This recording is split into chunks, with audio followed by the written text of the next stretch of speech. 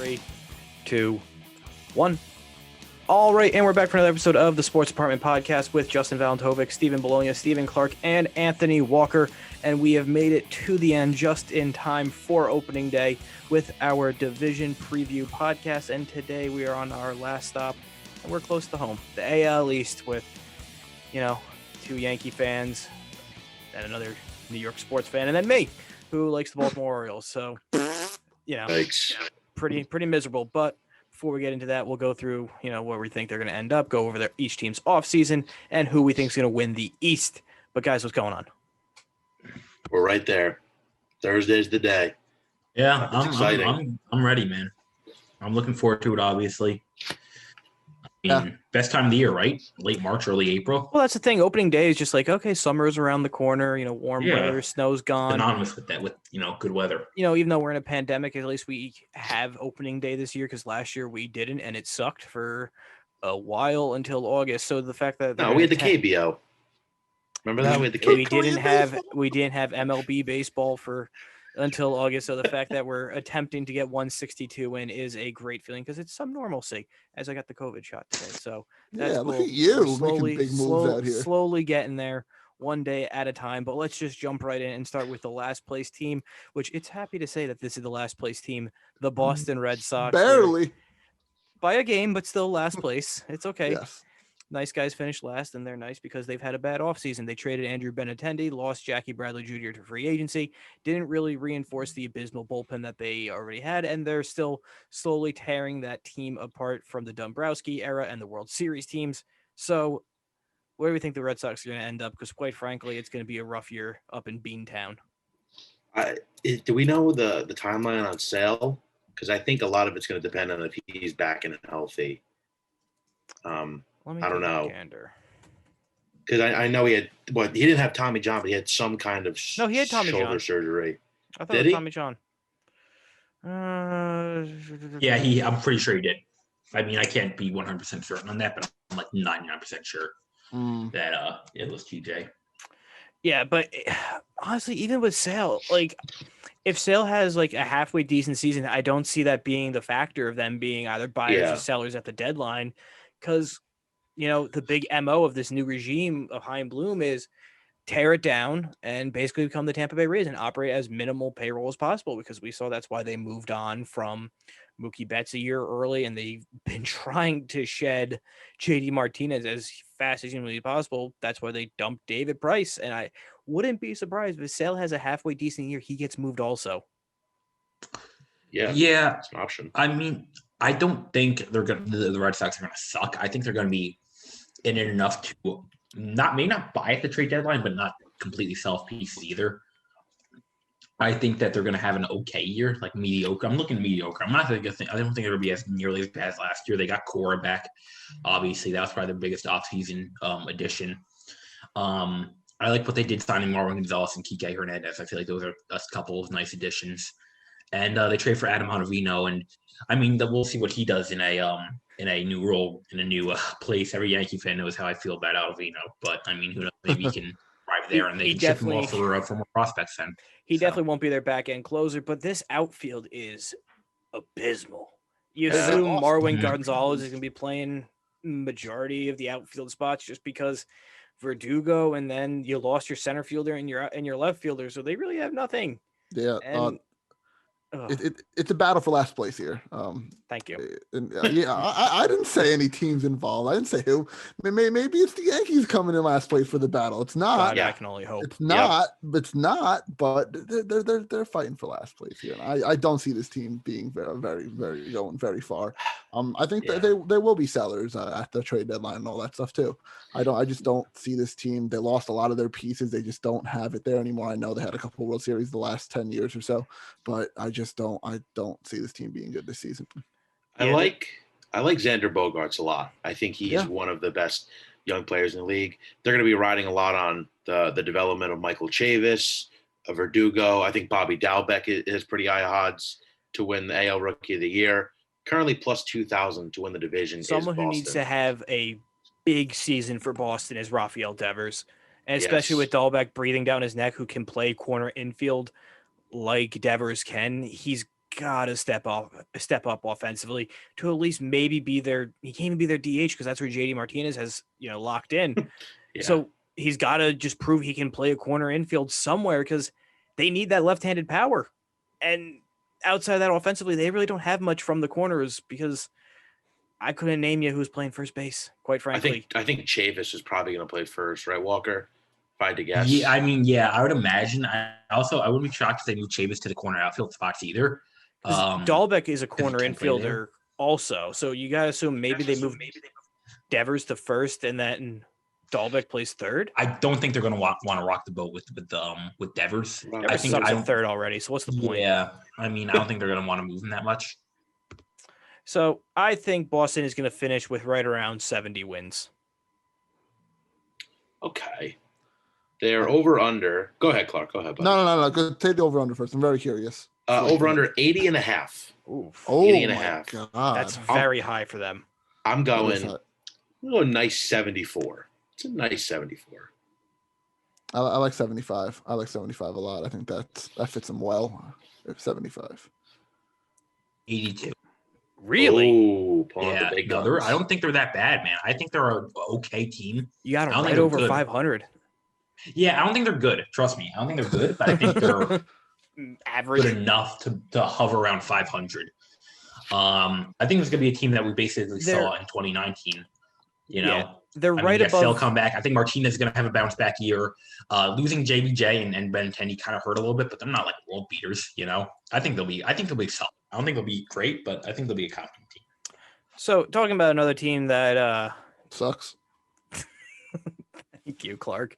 That's treading water and towards the bottom tier of teams in mediocrity and have been mediocre for my entire life is the Baltimore Orioles, who finished one game better than the Boston Red Sox at 25-35.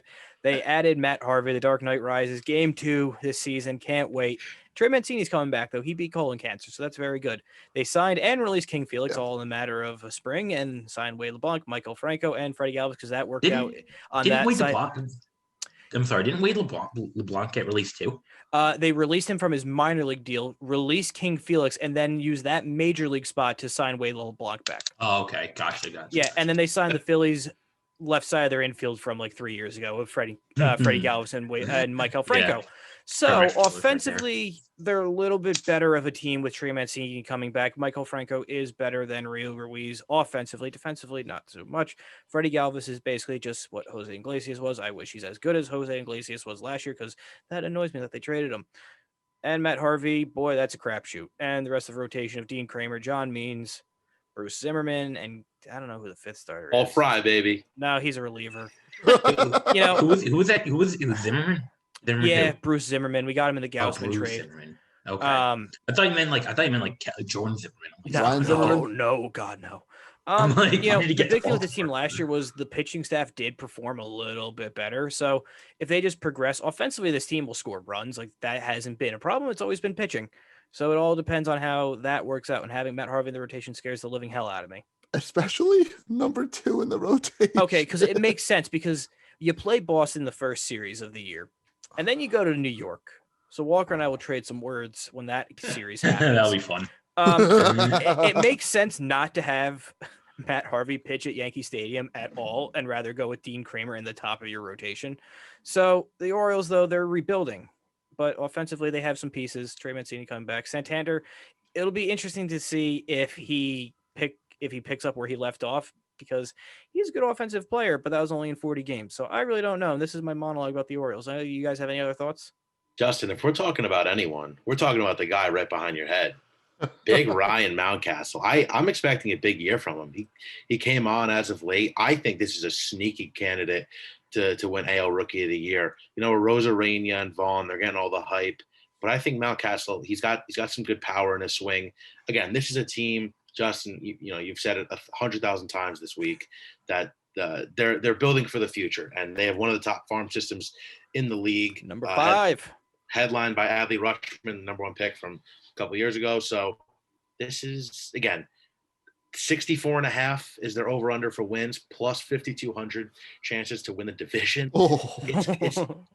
I think it's going to get better for you. I think it's going to get better. They at least have competent They at least have competent major leaguers. Like Galvis and Franco are upgrades. Like that is a fact. Mancini coming back playing first DH, that is an upgrade. It helps.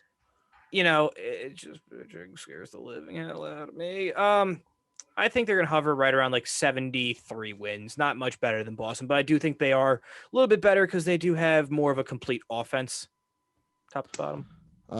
It's the pitching again. You said it earlier, Justin. It's the pitching that killed it for me in general. It's just not good pitching at all. I give them 63 wins. It's not 2019. Listen, I'm gonna put it like this. I mean, don't take it the wrong way either. The Orioles are gonna suck, but they're not gonna suck. They're not gonna be like they're not gonna be like the Pirates who are like winning. The Pirates and the Tigers are in like their own tier. Like Baltimore, Boston, and like Miami are in like the slightly above crap level. Hey, Miami was a playoff team last year. That's what I'm saying. I'll peg them at 65. But see, they're all kind of in the same tier of like they're rebuilding, but they just have old vets who are capable of playing baseball. Right. It'll be better. The Pirates have nothing. The Tigers have nothing. The Pirates' best player is Colin Moran, and that's no knock on Colin Moran. No, they have Brian Hayes, and that's it. Oh yeah, Brian Hayes, right. Their best players who you're not trading. Basically, you have no one that you're trading away for pieces either. Yeah, and they have nothing. You're not trading Brian Hayes for a prospect package. Yeah, I'm thinking Clark's gonna like this one. 69. Oh, baby. 69 wins. It's gonna be Justin. I think brighter days are ahead, but for now, you're still in the rainstorm. Hey, as long as it's not 2019.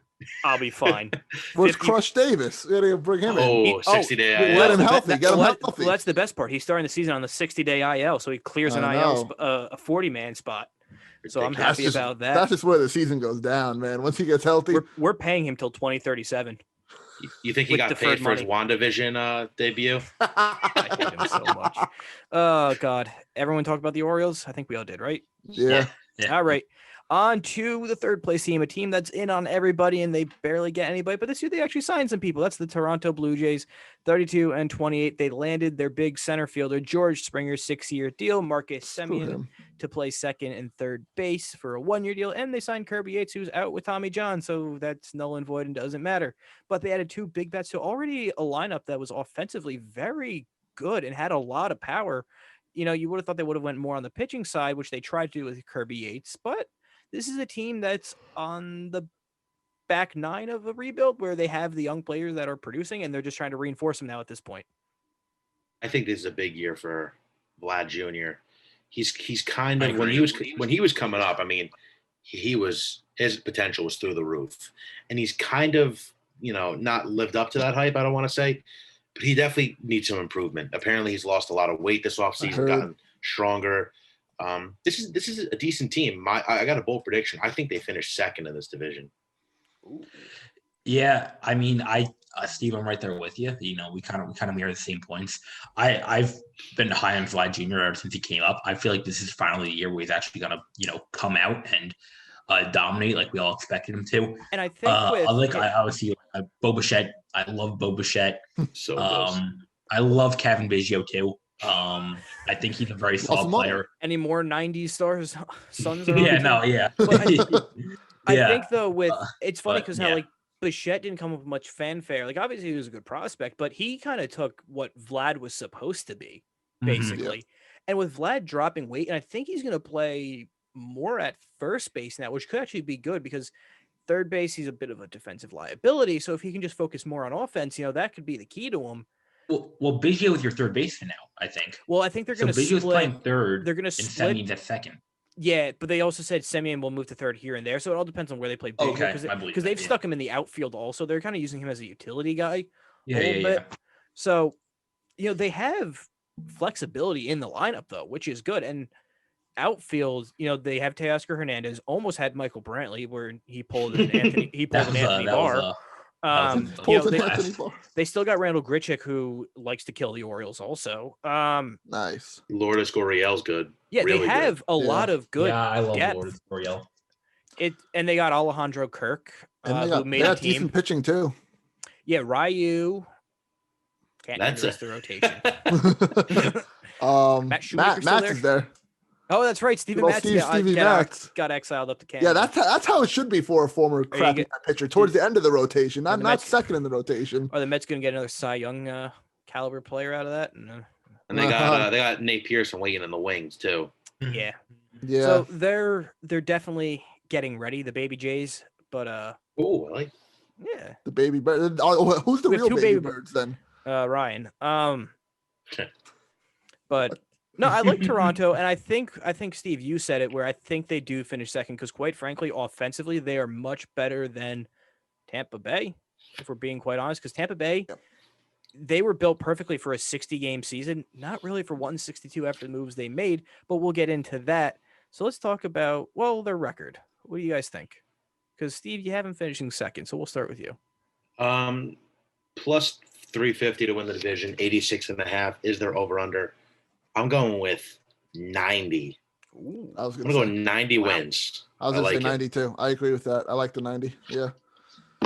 I'm going to stay a hair just under 90 and go at 87 wins. I'm going to go right on the bubble with the over/under. I'm going to say 86. I like it. All right. So a surprising second place finish to the team that two of you guys like here. And that's the New York Yankees. 33-27. And boy, does it do my heart good to see them not in first place and falling short of the World Series with Mike Brasso getting the best of Aroldis Chapman. But that was last season. Let's talk about this season. They signed Corey Kluber. They got Jameson Taillon. They signed Darren O'Day. They re-signed DJ LeMahieu. They're waiting for Severino to come back. They signed Justin Wilson, who was a Yankee many moons ago, and they brought back old reliable in Brett Gardner. This is the Yankees' year because, quite frankly, in the AL, there's really no other team that can match them pound for pound other than Dodgers, but that matchup wouldn't happen until the World Series potentially. So this is it. This has to be the year to at least get to a World Series for the Yankees. I'm excited. I am a little scared, though, because me and Walker both know probably by the end of the weekend, Stan's going to be ruled out for 30 days. Judge is going to be limping. Glaber's going to be limping. If they can avoid all that, I think there's no one stopping them in the AL. A lot of this is going to ride on the pitching staff. We know what Cole is, but Kluber, Taillon, Herman didn't even pitch all last year except for one inning from Kluber. But Herman, I'm not going to lie, Herman looks really, really good, which I like to see. Taillon, again, hasn't pitched a lot. Exactly, hasn't pitched a lot. But if all goes well, which we hope so, they should make it to the World Series. And I know, Walker, you probably are paying attention to it the past few days where Judge hadn't played in the last 3 spring training games. Yeah. Well, and I was like freaking, and Joe Paolantonio and I were like freaking out about that on Monday. Well, because they had just terrible timing where Judge hasn't played in 3 days, and then they had Brian Cashman scheduled for a press conference today. And then they had Boone scheduled for a press conference, and then Boone didn't make it, so they rescheduled Cashman for a press conference. But then it turned out that Judge was just under the weather, so it's fine. But like at the same time. Under the weather. This is like the pessimistic view of it. I'm like, you're kind of just postponing the inevitable here. I'm like, we know Judge is going to get hurt 2 weeks into the season anyway, Yeah. Like, I'm just really I'm oddly pessimistic. Well, honestly, though, with what's happened with the Yankees since the Aaron Boone era, if we're being honest, injuries, and you have every right to be pessimistic because, quite frankly, I tend to be overly critical of the Yankees and and hold them to high expectations just for when they fail. I can rip them 3 new ones at once. Yeah, but 3. Whoa, what do you got going on down there? Thank you. But they need to deliver, and at what point does it kind of get to the Houston Rockets where you've tried every which way, and one person who needs to it's make or break for him is Gary Sanchez, because it was a realistic discussion was should they tender him or not, and quite frankly, he's got 2 years I think left of control. He's got to figure it out, or he's gonna get his walking papers. I said this, and I say this a lot. I've heard other Yankee fans say this. If they don't make it to the World Series this year, Boone's got to be let go. You have. I kind of agree. But there was such a lack of competition. That's just a glorified scapegoat at that point because we all know. I get it, but like he's getting a pamphlet up in the locker room. No, I agree. At that point. Well, change things up in the locker room by retooling the team. Yeah, you're not going to tear it all down now. You're going to run it out. Not tear it down, but add some pieces. Something. I know you have enough pieces there already. It boggles my mind, and I like Corey Kluber and I like Tyone, but it boggles my mind why a team that is so prone to injuries would go out and get 2 starting pitchers that Kluber threw 3 pitches and Tyone years or whatever had Tommy John. Yeah, that's just such a bad fit. And here's my thing with Cashman, I think right? They're good pitchers, but I don't think it makes sense for them. But my thing with Cashman, they said how they lost money, which they did because the Yankees, they do make a lot of money at the gate. They're like, well, we could have had 1 Masahiro Tanaka or 2 pitchers in Taillon and Kluber. Why not all 3? You have the money to. No, I agree. They were scared of the luxury tax. And quite frankly, though, if you're trying to win a championship, screw the luxury tax. Yeah. I understand they're trying to get out from underneath the George shadow of buy. Mm-hmm. Mm-hmm. But at some point, there's no such thing as bad 1-year deals. Just go all in. I don't see why they should have gotten Morton. They should have gotten, Yeah, no, totally. They should have been in. I know this is gonna sound like Darvish Yankee fan. That's what I'm saying. Yeah, I was gonna say this is gonna sound like a Yankee fan who wants everything, but the main reason why they weren't in on Darvish was because they didn't want to pay salary. But here's the thing: you look at the Dodgers. They added Trevor Bauer when they didn't have to. Yeah, screw him too. No, I understand. Right. But even for the World Series team, they traded for Machado when they didn't have to. Yeah, they ended up playing Chris Taylor at shortstop because Machado sucks at shortstop anyway. And every year the Yankees don't trade for anyone at the trade deadline either, which is a whole nother argument that I can get into about where they need a piece or two and they just don't do it because they don't feel like it. Well, you were talking about having to shake things up. I think the shaking up starts at the top of the tree, which would be Cashman. He's been there for 20 plus years. No, I get it. And at this point, he's trying to do it his way. It's been 5 years. And he's built a good team, but hasn't got over the hump. And he's getting in his own way at times. Mm-hmm. Mm-hmm. Yeah. And I don't want to make this comparison, right? But because I feel like we're comparing about 2 different sports here, right? But the Brooklyn Nets, I'm a Nets fan. Brooklyn Nets, it's clear that they want to win, right? That they are going to try and do everything they can to win in this KD Kyrie era.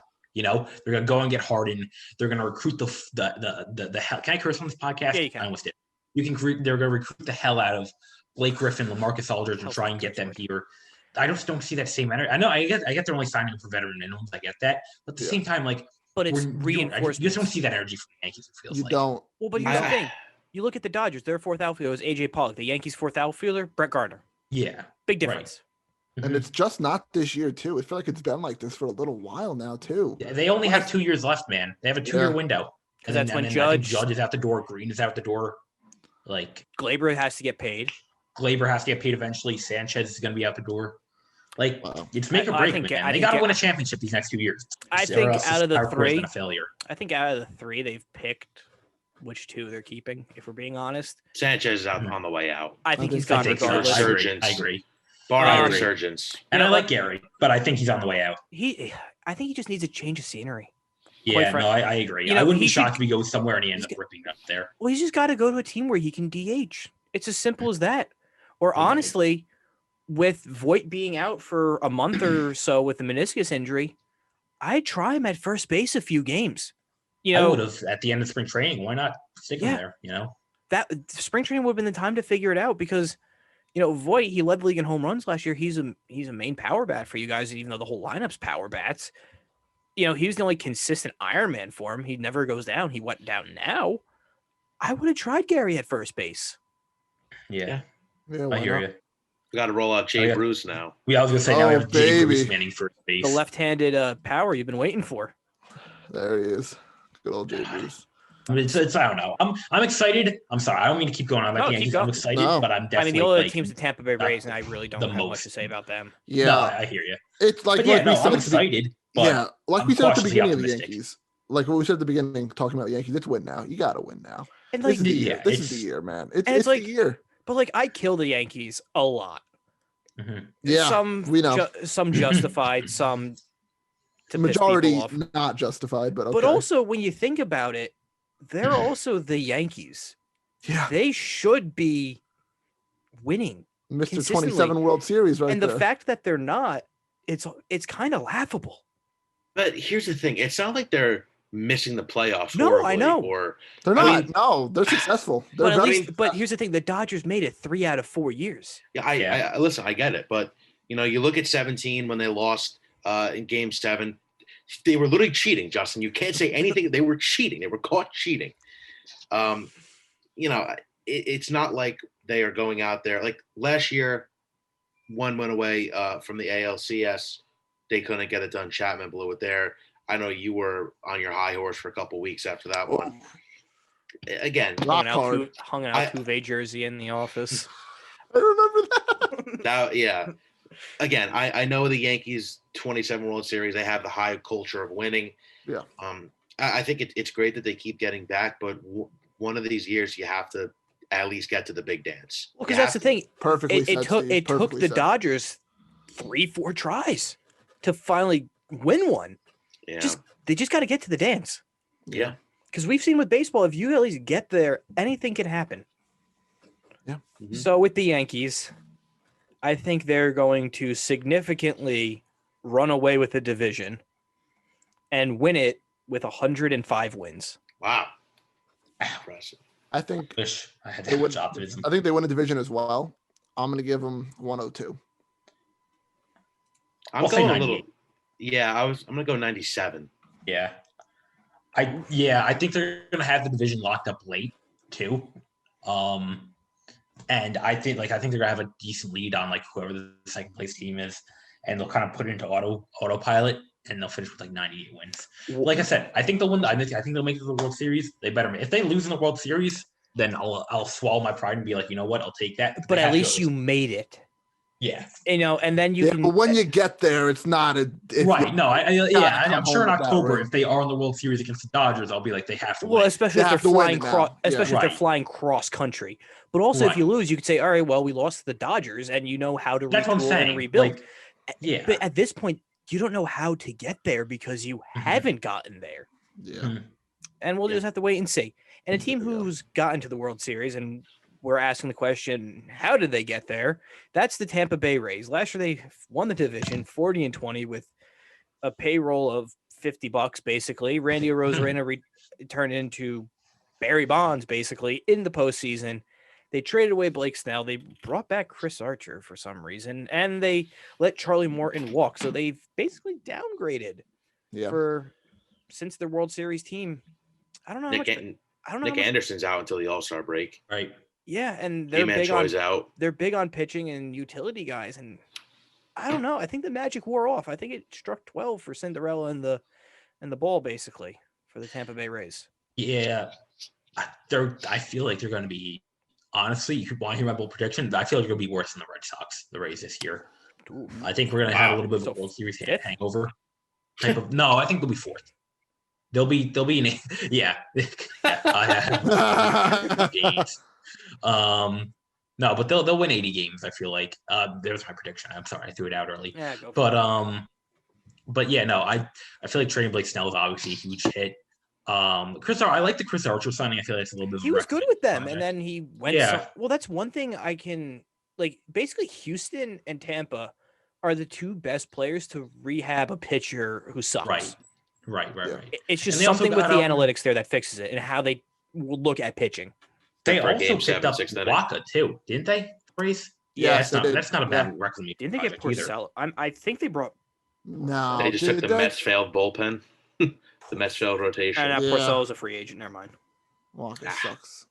They're pitching. They're downgraded, like you said. I think that, like you said, Justin, too. The whole team just downgraded as a whole. I don't think they're going to be bad. They'll be mid. Very something mid. They have to do to make this team watchable. Just bite the bullet and call up Wander Franco. Mm-hmm. Just give the fans, all 5 of them, something to watch. And 5 more than the Orioles have. It's gonna be a long season. Especially when 3 of our team, the 3 guys of the teams in here are probably going to be somewhat decent. Mm-hmm. Sorry, Clark. I'm leaving the losing train and I'm joining the winners train. Oh, wait till you sign Lindor, and then you can stay on the. At least we have the best shortstop. Oh wait, how's Manny Machado? How's he doing? He's out in San Diego on a retirement tour for 8 more years. Anyways, we got off track. What were you saying, Justin? Nah. 5 fans, yeah. Yeah, they just need something to watch because otherwise they're a boring ass baseball team. And Frank, I'm gonna be real with you too. Tyler Glasgow is not that good of a pitcher. No, he's just tall and handsome. He throws 2 pitches. He throws a fastball and a curve. Like it gets predictable after a while. He's good for like 5 innings. 5 innings, and then it just falls apart. Yeah, he's a 5-inning pitcher. That's basically what the Rays are right now. He's the perfect pitch. He would honestly be better out of the pen as a long man or the back end of an opener day almost. No, I agree.